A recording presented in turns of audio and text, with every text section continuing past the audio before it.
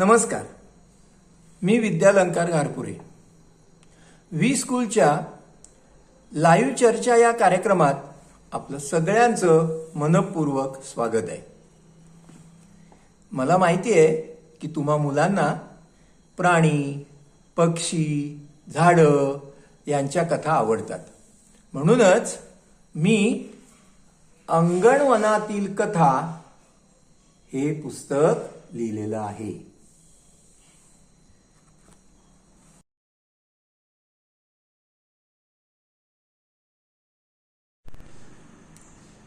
लांबकान्या गाढवाचा गोष्टी वेल्हाळपणा अंगणवनातल्या प्राण्यांना आवडला होता. हे तर तुम्हाला या एका गोष्टीतून कळलंच असेल. एक दिवस खरोखरच अंगणवनात लांबकान्या गाढवाच्या कथाकथनाचा कार्यक्रम सुरू झाला हो. या कथाकथनाच्या कार्यक्रमाची आपण थोडी माहिती घेणार आहोत, गोष्ट ऐकणार आहोत. कथेचं नाव आहे लांबकान्याचं कथाकथन. लांबकान्याचे कथाकथन. अंगणवनात गाढवांचा स्वागत समारंभ झाला तेव्हा जोजो कावळ्याला लांबकान्याच्या गोष्टी वेळ्या स्वभावाची कल्पना आली होती. लांबकान्याच्या कथाकथनाचा कार्यक्रम आपण सर्वांसाठी आयोजित केला पाहिजे असा जोजोनं विचार केला. विचार मनात आल्यावर तसाच तो उडत जाऊन लंब्या आंब्याच्या फांदीवर बसला व मनातली इच्छा बोलून दाखवली. लंबेचा चांगल्या गोष्टींना कधीच विरोध नसायचा. त्यानं लगेच वनसेवकांची सभा बोलावून लांबकान्याच्या कथाकथनाचा कार्यक्रम ठरवूनही टाकला. लंबेलाही या गोष्टी ऐकायची इच्छा झाली. त्यानं सांगितलं, हे पहा, लांबकान्याच्या कथाकथनाचा पहिला कार्यक्रम माझ्याच इथं होईल. नंतरचे कार्यक्रम निरनिराळ्या ठिकाणी आयोजित करा, म्हणजे खूपशा झाडांनाही लांबकान्याच्या कथा ऐकता येतील. लंबेची सूचना सर्वांना मान्य करावी लागली, कारण तो वनाध्यक्ष होता. लांबकान्याच्या कथाकथनाच्या कार्यक्रमाचा पहिला दिवस उजाडला. कित्येक दिवसात कुणी कथा ऐकल्या नव्हत्या. सर्वांना खूपच उत्सुकता होती. अनेक पशुपक्ष्यांची पिल्लांनी दाटीवाटी करून सर्वात पुढच्या जागा पटकावल्या होत्या. लहान लहान चिल्ल्यापिल्ल्यांची गर्दी पाहून लांबकान्यानं लहानांसाठी पहिली कथा सांगायचं ठरवलं. त्यानं घसा खाकरून गोष्ट सांगायला सुरुवात केली. माझ्या गोष्टीचं नाव आहे शहाणं पिल्लू. गोष्ट सुरू झाली. कोंबडीबाईनी अंड हलवलं, ते हलतच राहिलं, ते डुलतच राहिलं. झालं माझं काम, आता दुसरं अंड उबवूया म्हणत गेल्या दुसरीकडं. अंड्यातली हालचाल वाढली इकडं. पिल्लू लागलं धडका मारायला, अंड लागलं करकरायला. कुर्र कर कुर्र कर. धडका मारून पिल्लू थकलं, पिल्लू दमलं, पिल्लू भागलं, पण नाही डरलं. पिल्लू नाही रडलं. जरा शांत बसलं, जरा निवांत बसलं. पिल्लू लागलं परत धडका मारायला. लागल्या अंड्याच्या भिंती फुटायला, लागल्या अंड्याच्या भिंती तुटायला. पिल्लानं मारला एक बुक्का, पिल्लानं दिला जोरका धक्का. अंड झालं हक्का बक्का. अंड तुटलं, अंड फुटलं. पिल्लू आलं बाहेर सावकाश. भस्कन डोळ्यात शिरला प्रकाश. पिल्लानं डोळे गपकन मिटले. डोकं जरा जमिनीवर टेकलं. पोटात त्याच्या कावळे ओरडले. भूक लागली त्याला कळलं.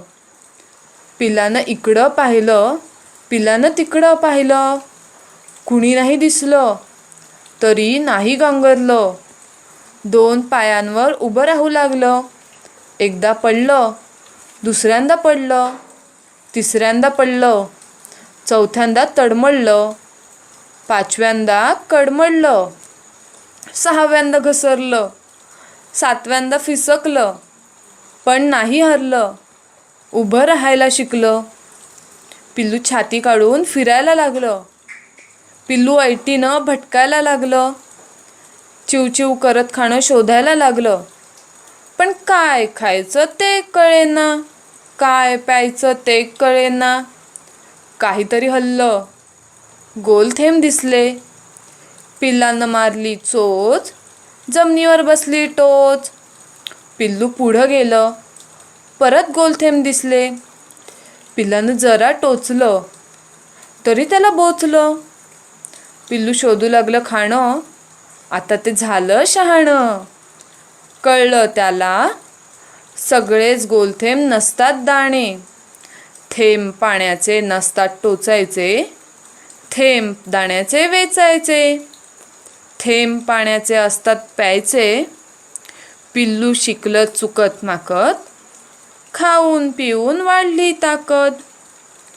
पिल्लू लागलं वाढायला, कोंबडा नव्हता फिरवायला, कोंबडी नव्हती शिकवायला. तरी पिल्लू लागलं पोट भरायला. असंच आपण जगायचं असतं, धडपड करून शिकायचं असतं. लांब कान्यानं अभिनय करून लईनं गोष्ट सांगितली. सगळी पिल्लं हरकून गेली. इतकंच नाही तर गोष्ट लहानग्यांसाठी असूनही प्रौढ प्राणी पक्षीही गोष्टीत रमून गेले. जोजो कावळा तर खुशच होता. कथाकथनाचा पहिला दिवस संपला खरा, पण सगळेजण दुसऱ्या दिवसाच्या गोष्टीची वाट पाहू लागले.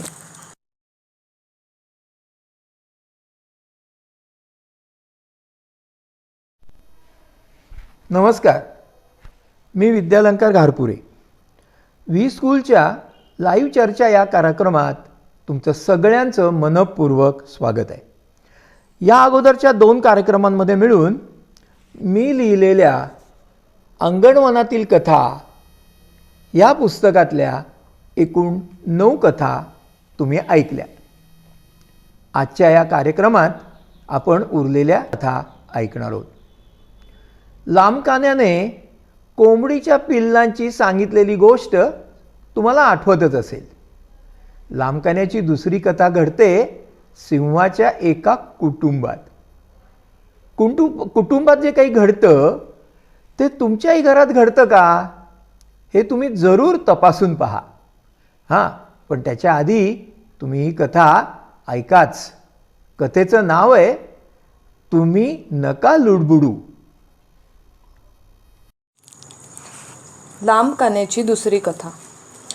लांब कान्याच्या कथाकथनाचा दुसरा दिवस उजाडला.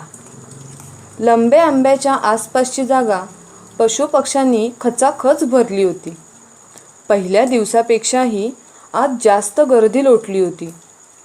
लांब कान्यानं सुरुवातीला विचारलं, मग काय पिल्लांनो, मोठ्या बांधवांनो, कालची गोष्ट आवडली का? एका सुरात सारे हो म्हणून ओरडले.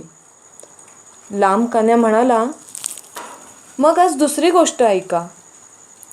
तेवढ्यात पुढं बसलेल्या पिल्लांनी गिल्ला केला, लांब काने काका, आज सिंहाची गोष्ट सांगा. आम्ही सिंह कधीच बघितलेला नाही.